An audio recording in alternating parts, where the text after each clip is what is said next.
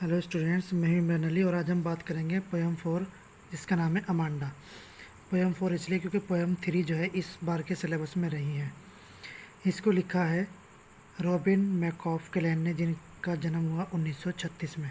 Australian writer जिन्होंने बच्चों के लिए कहानी लिखी, जो एक लेडीज़ थी जिनकी पहली स्टोरी पब्लिश हुई थी जब वो सिर्फ 16 साल की थी, और उन्होंने उसके बाद बहुत सारी किताबें लिखी, लगभग 40 किताबें उन्होंने लिखी। बहुत ही अच्छी राइटर थी।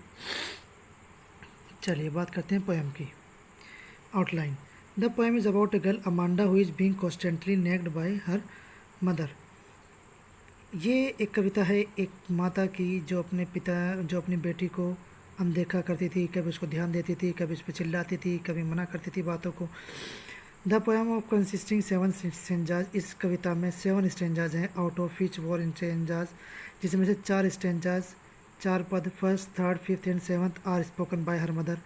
पहला, तीसरा, पाँचवा और सातवां उसकी माता के द्वारा कहा गया है। While stanzas second, fourth and six, जबकि स्टेंजाज सेकंड, फोर्थ और six are Amanda's fantasies, Amanda ने अपने बारे में बताया है। These stanzas are within bracket, ये ब्रैकेट में लिखे गए हैं जो स्टेंजा अमांडा ने बोले हैं। Her mother ask her not to bite her nails और हंच शोल्डर्स, उसकी माता उसको कहती है कि वो अपने नाखून न खाए और अपने कंधों को न उचकाए। She tells her to stop slouching, वो कहता है आलसीपना बंद करो, एंड सिट अप स्ट्रेट, और सीधी बैठो। हाउएवर, कैसे भी, she dreams of being a mermaid, वे एक जलपरी बनने की सपना देखती है, and swimming blissfully in the peaceful emerald sea, और वो एक लंबे निस्तेज सागर में घूमना चाहती है, तैरना चाहती है।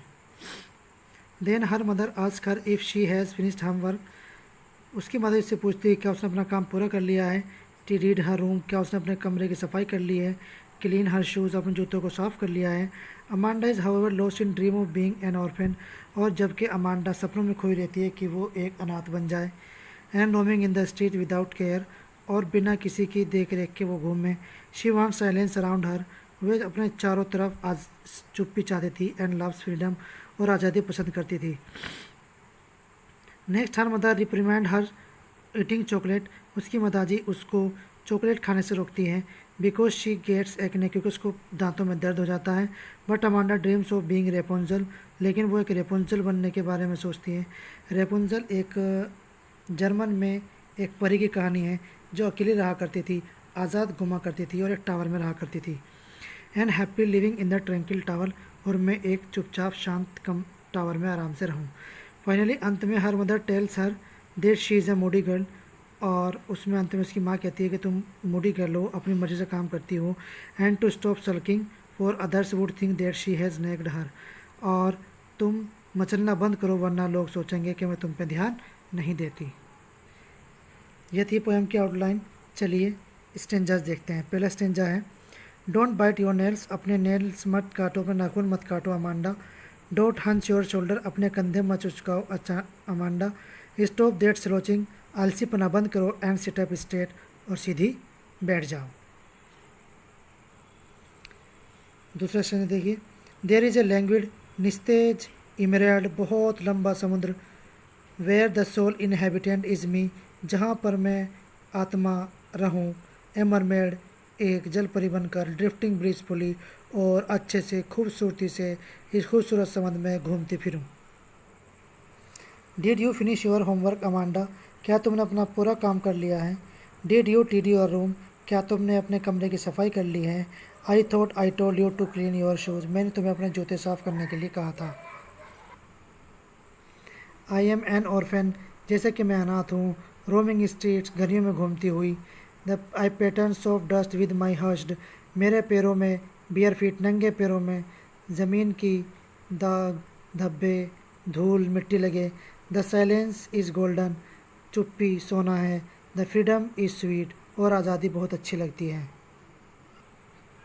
Don't eat chocolate Amanda, chocolate मत खाओ। रिमेंबर योर एक्ने, अपना दर्द याद रखना। Will you please look at me, क्या तुम मेरी तरफ देखोगी। When I speaking to you, जब मैं तुमसे बातचीत कर रही हूँ अमांडा। आई एम रेपुंजल, मैं एक परियों की कहानी हूँ, कहानियों की परी हूँ। आई हैव नॉट केयर, जिसकी कोई कदर नहीं करता। Life in a tower is tranquil and rare, और जहाँ पर मैं एक टावर में रहती हूँ शांति के साथ अकेले, I will certainly never let down my bright hair, और मैं अपने बालों को कभी नहीं कटवाऊंगी जो सुनहरे हैं। ये जो रेपुंजल थी इसके बहुत ही लंबे लंबे बाल थे जिसे कोई पसंद करती है। Stop that sulking at once, मचलना बंद करो। सल्किंग मीन्स मचलना। मचलना बंद करो Amanda, you are always so moody, तुम हमेशा मूडी होती हो, जो मन करता है वही करती हो। Anyone would think that I nagged at you, लोग सोचेंगे कि मैं तुमसे वो काम कराना चाहती हूँ जो तुम नहीं करना चाहती, मैं तुमसे ज़बरदस्ती करा रही हूँ। तो ये थी आपकी पोएम। चलिए थोड़ा पोएम की थीम देखते हैं। The theme depicts the relationship between a mother and हर ड्यूटर, ये माँ के और बेटी के बीच का रिश्ता दिखाती है। The poem conveys the theme that it is important for parents to understand youngsters, ये पोएम बताती है, कविता बताती है कि ये बहुत इम्पोर्टेंट चीज़ है, ये बहुत ही अच्छी बात है, आवश्यक है कि माँ बाप अपने बच्चों को समझें। Teenagers are like rebels at this age, बच्चे इस एज में, इस आयु में विद्रोही होते हैं।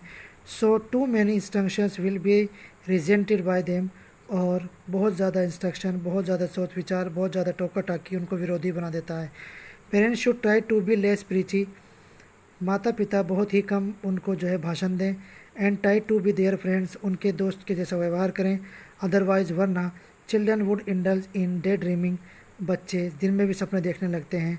अबाउट बिकमिंग फ्री, आज़ाद होना चाहते हैं। एंड लिविंग अलोन, अकेला रहना चाहते हैं। अवे फ्रॉम पीपल, लोग से दूर रहना चाहते हैं। हु कॉन्स्टेंटली नेग देम, जो लगातार उनको टोकते रहते हैं, ऐसा काम कराते रहते हैं जो उनके काम नहीं करना चाहते। तो ये पोएम थी, उम्मीद है आपको समझ में आया होगी। नेक्स्ट वीडियो के लिए थैंक यू, धन्यवाद।